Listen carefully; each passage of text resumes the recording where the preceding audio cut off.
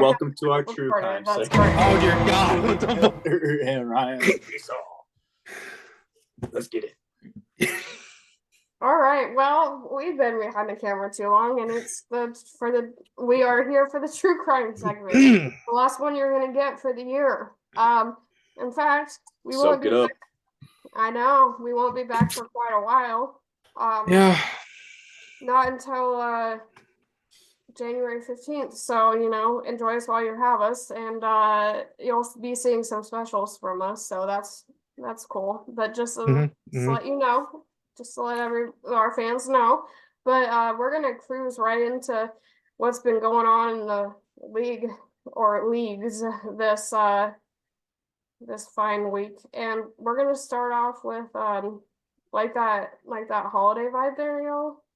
Oh, beautiful. Pretty. These ornaments. Love it. Beautiful ornaments. Ooh.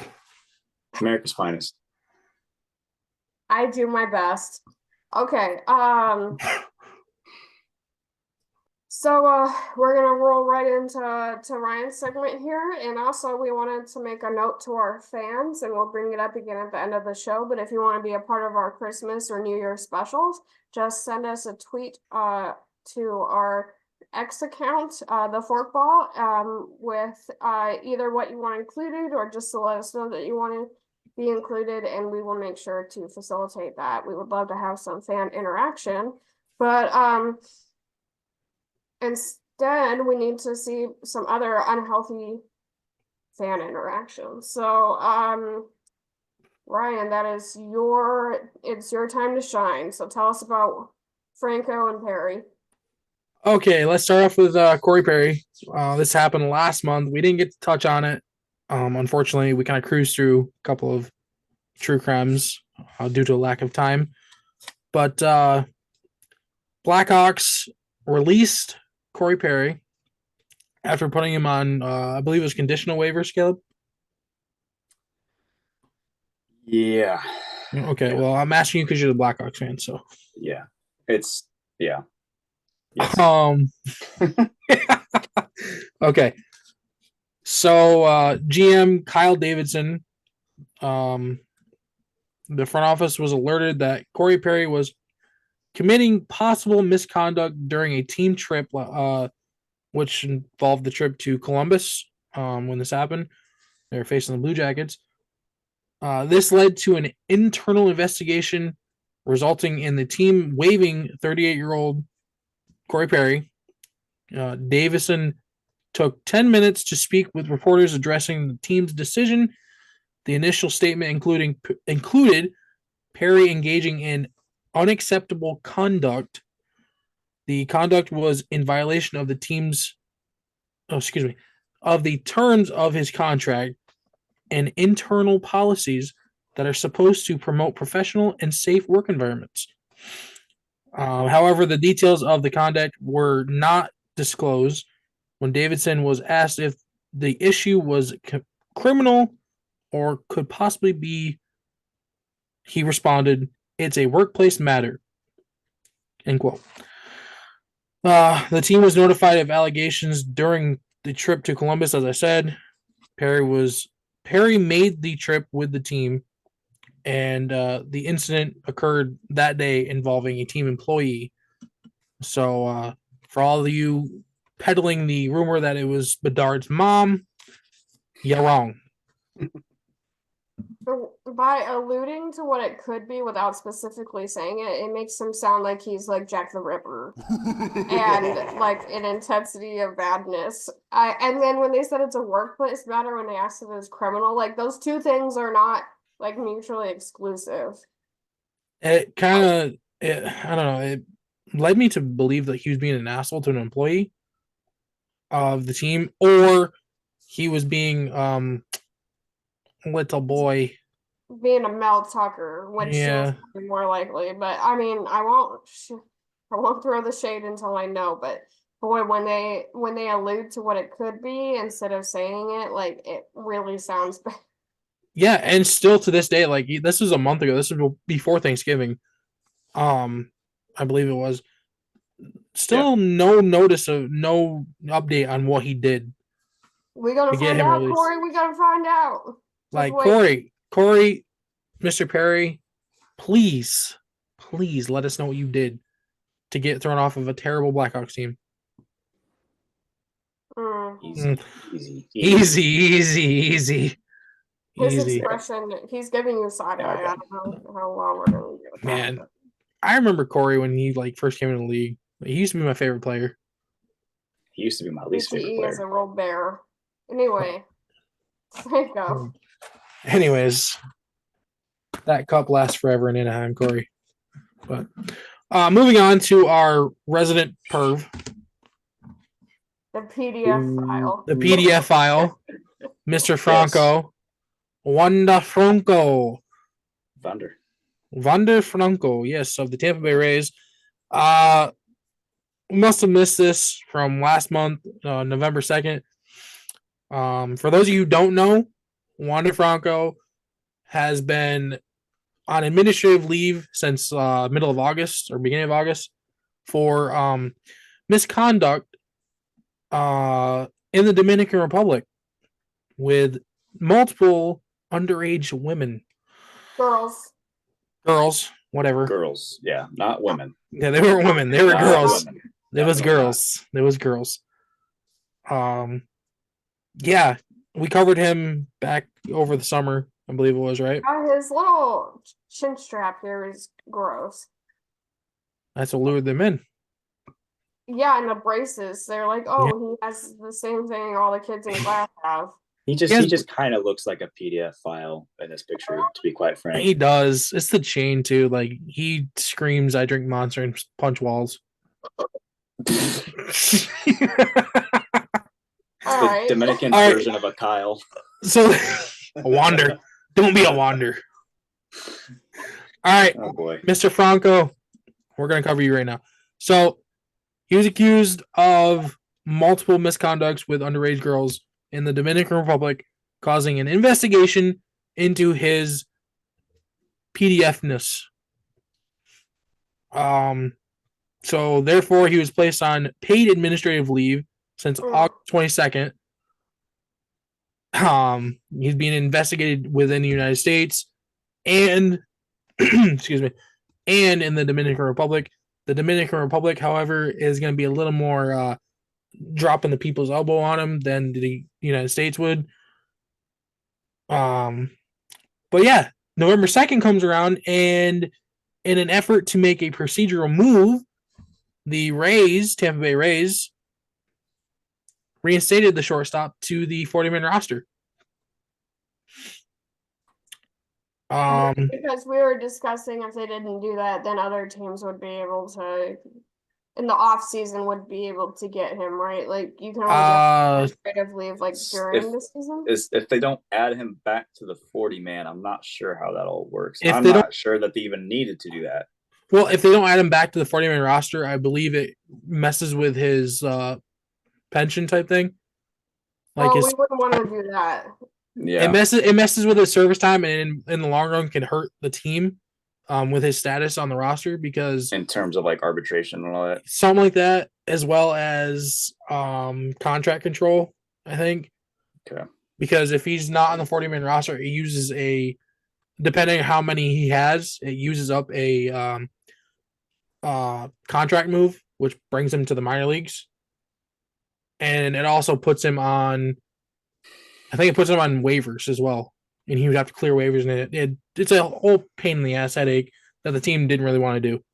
I think it's pretty safe to say that he's not going to be playing baseball again for the Tampa Bay Rays, but yeah. Well, hold on. Administrative leave is non-disciplinary. That's his status, non-disciplinary, even though he's been accused of grossness. He's just been accused. He hasn't just been accused. So that's why he's on non-disciplinary. Yeah. Sure. It's only available during the season, so that's why he has to be put back on the 40-man roster. Mm-hmm. Let's see. And he went. Sorry. MLB confirmed that if his status is not resolved by the start of spring training, he could be placed back on administrative leave. So right now he's back in the Dominican Republic, and nothing has come of the. There's no resolution yet. There's no. They're creeping. Yeah. Yeah. Yeah. So that's Wander Franco. That's his update. Merry And Christmas. what? I'm saying Merry Christmas. Oh, yeah. Merry Christmas, you filthy animal. Yeah, I'm way to ruin everything. Dude, he had so much promise and he just ruined it all. Yeah, being a PDF file will do that. Just Absolutely. doing the one thing he probably couldn't do, and he did it. I mean, maybe there's like 3 or 4 things he couldn't do, but he definitely did the most basic thing you shouldn't do. Yeah. I should have asked for an ID first. I think the thing is, he probably did. Yeah, I don't think it was a mistake. Birth certificate or something. Yeah, feels like it was intentional. We've never seen the girls that he was involved with, and I don't think their ages have been told. I can't remember. Legally cannot be, so. Yeah, legally, yeah. Disclosed, yeah. Yep. All right. So we're gonna move on to a little salt and pepper, because what are we gonna do about that? Yeah. Lucic involved in salt and pepper? Oh my goodness. So who would have thought? We talked a little bit about the incident that led up to him being put on suspension and going into the NFLPA, whatever, disciplinary. He's not playing for the Boston Bruins right now, although I think he's still signed. But we alluded to an incident, but we didn't actually say what he did, and now I know, so we're gonna talk about it. So 1:04 a.m. on a Saturday in November, Lucic returned to his apartment, and his wife believes that he was probably drunk. He lost his phone along the way and accused her of having it, not giving it back. When she said she didn't have it and she attempted to walk away, he grabbed his wife by the hair and pulled her backwards, saying she wouldn't be going anywhere. Okay. An officer noticed that she had red marks on her chest, but his wife did not report that her husband attempted to put his his hands around her neck, so not sure where that came from. She declined medical attention, and when the police met Lucic at his front door, because she had left and then came to the apartment, he said that nothing had happened, but he didn't attempt to provide any kind of explanation.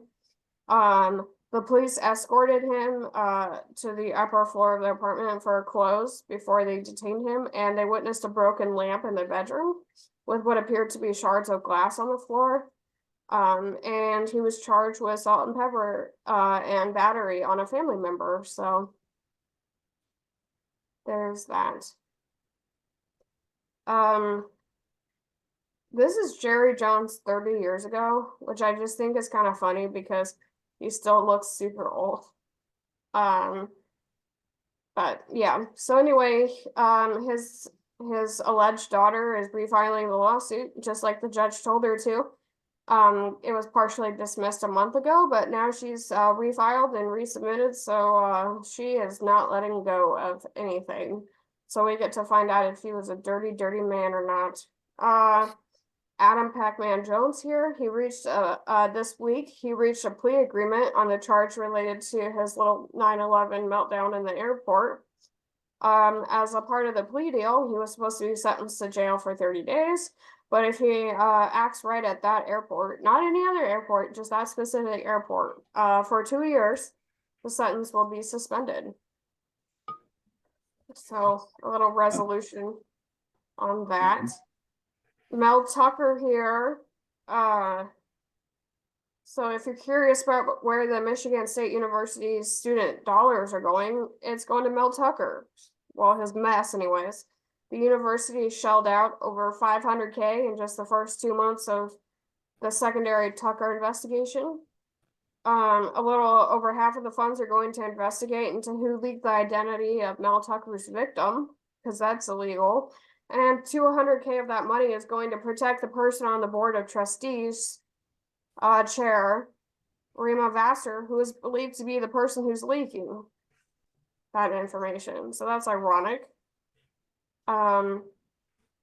The attorneys for Vassar are costing twice as much as the lawyers who are investigating the leak, and it's unclear how much more money has been allocated to this as the case appears to be ongoing. So that would be over 500K for just 2 months. And I do think it's ironic that they are paying to investigate the leak and then also paying to protect the person who's believed to be the leaker. So, jeez, the irony is, I don't even know. Okay, well, we're on the beaches of somewhere. For a second, Michael Oher, it's amazing how long this can drag. So Oher filed a subpoena for Michael Lewis, the author of The Blind Side, this last Monday. Lewis is a childhood friend of Daddy Tui. So they've known each other for obviously a long time. He's being subpoenaed for all communication concerning the Ohers, Michael Oher and the Tui family. Any communication he had regarding both for the past 21 years, because they think that he has some deets on the dirt here. So we got Michael Lewis coming in. Not clear what he has to do with any of this, but I guess we'll find out because there's a subpoena. So Jamal Adams, he got hit with another fine. Adams and Diggs were fined 10.9K for their interaction with tight end Jake Ferguson of the Dallas Cowboys. During the game, if you don't remember, they got a little spicy. It wasn't that serious. It was just a little pointing, some sharing didn't seem that bad. Of words, yeah, and pushing with body weight, like Ferguson ran chest deep into like them. So anyway, he got fined 5K, but yeah, so Adams got hit with another fine. Partially he got the fine that he did because he also it built on since he's already had some issues this season with fines. Apparently it was a little bit harsher, but anyway, Ray Caruth, in case anybody forgot this guy, the hitman that was hired by Ray Caruth to kill the football player's pregnant girlfriend in 1999 has died in prison on December 3rd at age 63 of natural causes. He was expected to serve 22 more years before he would be released. The hitman Van Brett Watkins he was allegedly a practice hitman when he hit Chandra. Anyways, he was furious that Ray was released in 2018 and wanted Caruth to no longer be living. This is Caruth being released in 2018. His 22 years will not be shortened by good behavior because he had over 50 infractions over the last 20 years. He had a penchant for fighting, misusing meds, and threatening to harm prison staff. And he spent a lot of time in solitary confinement. So he ultimately passed away in the hospital. And so that's another kind of chapter closing for the whole Ray Caruth story that just keeps going. A little blast from the past for you. And another blast for the past is Eric Naposki. So Rich and Shameless just rehashed the former NFL linebacker Eric Naposki's case on the ID channel on Thursday. 15 years after Mr. Bill McLaughlin was murdered in 1994, Naposki was charged with murdering him. So I believe he was arrested in 2008 and was sentenced to life without parole in 2011. Eric here was having an affair with McLaughlin's fiance, Nanette Packard, and the couple had met in Cali after Naposki had played several seasons in the NFL and was apparently taking a break before taking another gig in the league. Eric said he didn't know about Bill and vice versa. Clearly he learned about him though, because on his NFL hiatus, he decided to try out murder. Naposki ended up shooting McLaughlin in the man's home on December 15th, 1994. His son Kevin was living at the home at the time, and he ran to the kitchen where he found his dad dead and 6 9mm bullet casings all over the floor. The motive wasn't hard to guess for investigators. They immediately looked to the significant other, and Packard would benefit fiscally if her fiance died. McLaughlin was a wealthy millionaire who had invented a device that would separate blood from plasma. She was set to receive $1 million in cash and the home they resided in, Beach House. Packard was also having an affair. Did she have a jealous lover, maybe? Nanette told police that Bill knew about Eric, which didn't match their investigation had pulled up so far and seemed really unlikely. Kevin McLaughlin also was a suspect, because Bill had a 9mm firearm in the home where Eric lived, and Eric was also an alcoholic and would have also benefited fiscally. However, Kevin passed the firearm powder residue test, so the case went cold until 2008. And in 2008, the couple was allegedly still together, Packard and Naposki, and the police saw them getting skintimate during surveillance stakeouts. This piqued the cops' interest, and after interviewing Eric, they found he had no solid alibi for that night many years ago, and he had lied about not having his own 9mm firearm, and he was arrested a year later. So in 2011, he was sentenced to first-degree murder, and I already said that. Packard was convicted of conspiracy to commit murder in 2012, and they both have life with no chance of parole and are in the California prison system. So that's a fascinating little blast from the past, and we might get a little more into Eric Naposki because there's nothing better than true crime from the past when it comes to the NFL, but a little scandal before we head off to Christmas. So Draymond Green, we discussed him a bit with the true crime in our tailgate update segment, but we're gonna get in depth here. So Golden State NBA player Draymond Green is suspended indefinitely due to his behavior against the Phoenix Suns player Joseph Nurkic. Coach Steve Kerr thinks the suspension makes sense, as he said, because that was his quote, by the way, Caleb. He said it makes sense. And because this is his third ejection and the second suspension of the year. And Kerr is thinking this makes sense, and he's hoping that this is a chance for Draymond to get the help that he needs. I mean, he's like 36 or whatever. Like, he's old. Doubtful. It's not like he's brand new in the league. Yeah, I think he means personal, emotional help, but this is what Steve's fostered, so this is part of his doing. Yeah, he's been under his watch for 10, 12 years now. And he says it makes sense because he's a man of many words.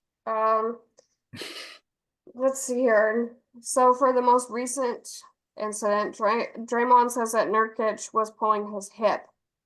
Green said, "I was swinging away to sell the call, and I made contact with him. As you know, I'm not one to apologize for things I meant to do, but I apologize to Joseph because I didn't intend to hit him."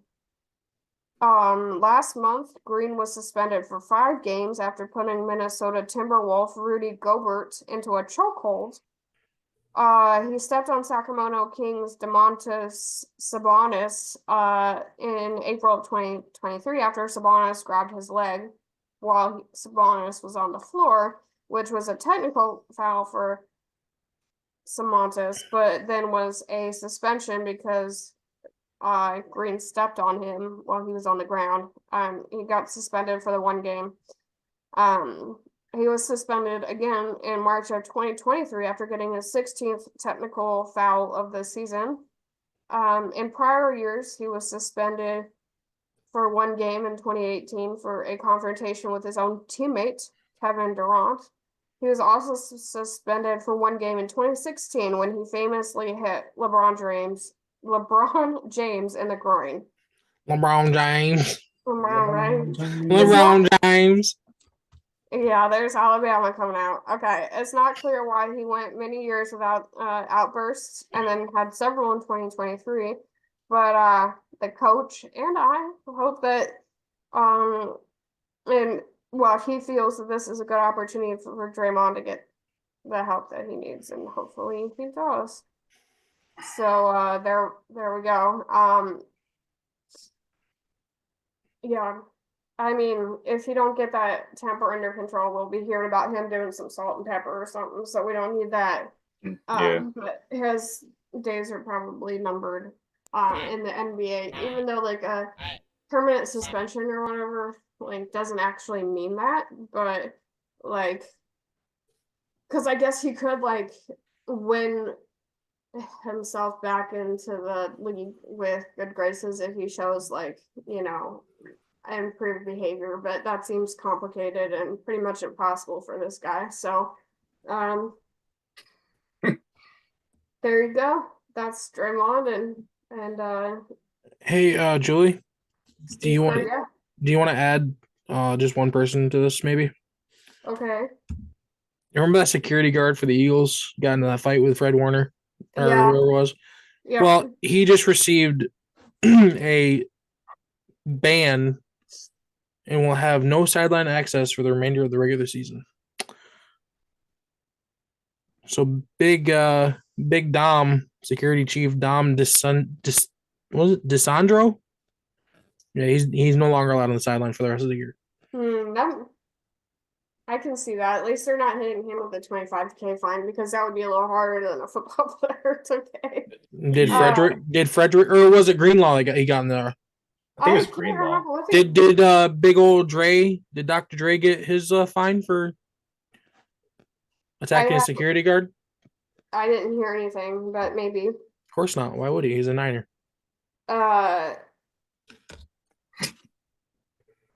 Well, I mean, I didn't see why because like it seemed ridiculous to me that like that this guy was even involved in that whole situation. Like, yeah, well, he's a security guard. His job is supposedly to protect Sirianni or some stupid shit like that. That seems like only Mr. Cornball. He's sideline security. He's there to like. Yeah, but it got a little escalated in a way that like I feel like his professional as his job it went a little too far because you're supposed to know how to handle those things like appropriately. Yeah, I hear you. Yeah. Whatever Sirianni gets, he deserves. And I always love it awful, but it was a little far when we had the I don't mind when the players do it, but it's like if we started to see coaches throwing punches or something, like it just isn't. Listen to me right now. Sirianni's a cornball, and he needs to be japped on his ass. Yeah. He needs to be what?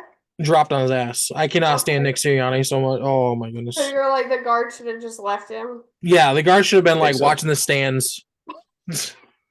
Well, he's gonna be now. Yeah, he's gonna be watching from the stands. Somebody's getting a reassignment or fired. The chief might be demoted to like tunnel security.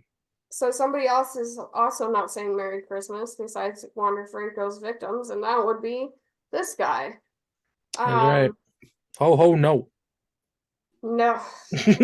Okay, so as you know, as much fun as this has been, we will be discussing true crime in the new year. I'm sure lots of shenanigans will happen between now and the next time that we have a segment. Oh, you know it. It's 3 weeks from now, so yes, we actually do because the last time we had a month without an arrest was in 2015, as we discussed last week. So I don't expect this to be any different.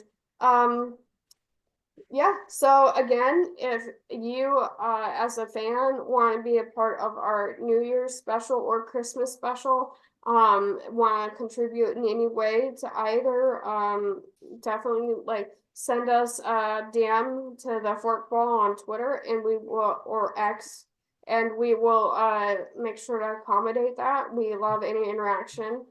And also, go ahead and give us a comment. Is there something you want to see? Do you want to hear more about certain things, less about others? Like, just give us, any input that you have. Like, comment, subscribe, hit that notification bell, and yeah, and let us know anything. So we will see you in the upcoming weeks, and have a great holiday season from the forkball. Thanks, y'all. Absolutely. Merry Christmas.